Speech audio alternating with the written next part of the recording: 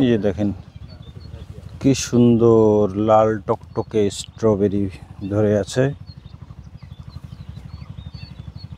দেখেই ভালো লাগতেছে। এত সুন্দর গাছগুলো, এত সুন্দর হয়ে আছে ফল, এবং মাশাআল্লাহ এত সুন্দর ফল আসছে গাছগুলোতে। আলহামদুলিল্লাহ অনেক ভালো, খেতেও অনেক সুস্বাদু।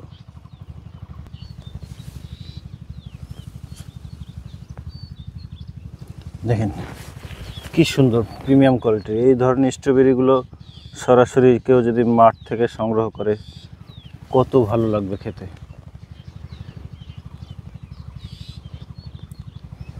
ভাই এটা কি চারা হবে না? দেখেন কি পরিমাণ ফল ধরে আছে। মানে সামনের বছর বলতে গাছ তো বড় হয়ে যাবে। হ্যাঁ, মানে বড় হয় বলতে এইটা ধরে যে কাপ ধরে আছে না, এটা ওই যে আমাদের সেটা ট্রান্সফার হবে। হ্যাঁ ওখানে, হ্যাঁ প্রচুর পরিমাণে ফল ধরে আছে, এবং ফলের সাইজগুলো অনেক বড় এবং খেতে অনেক মিষ্টি। এই যে দেখতে পাচ্ছেন দুই পাশটা কত সুন্দরভাবে গাছগুলোকে রোপণ করা হয়েছে, এবং পরিচর্যার মাধ্যমে গাছগুলোতে কি পরিমাণ ফল আসছে। এই যে বিশাল বড় একটা স্ট্রবেরির প্রজেক্ট। এই যে দেখতে পাচ্ছেন আমার হাতে একটা কত সুন্দর স্ট্রবেরি।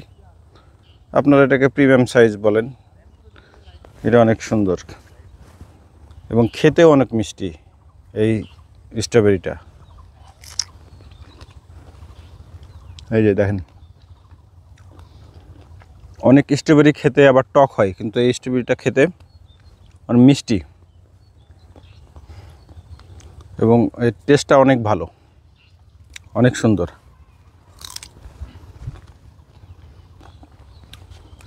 দেখতে পাচ্ছেন প্রত্যেকটা গাছে লাল লাল হয়ে পেকে আছে স্ট্রবেরি।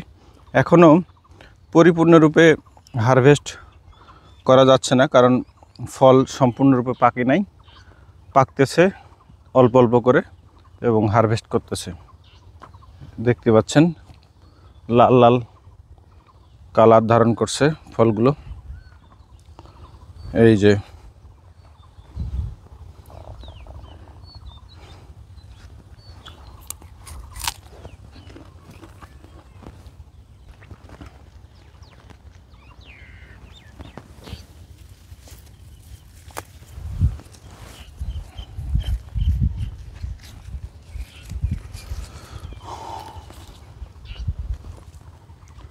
আপনারা সরাসরি চারা বা ফলের জন্য হাসান ভাইয়ের সাথে যোগাযোগ করতে পারেন।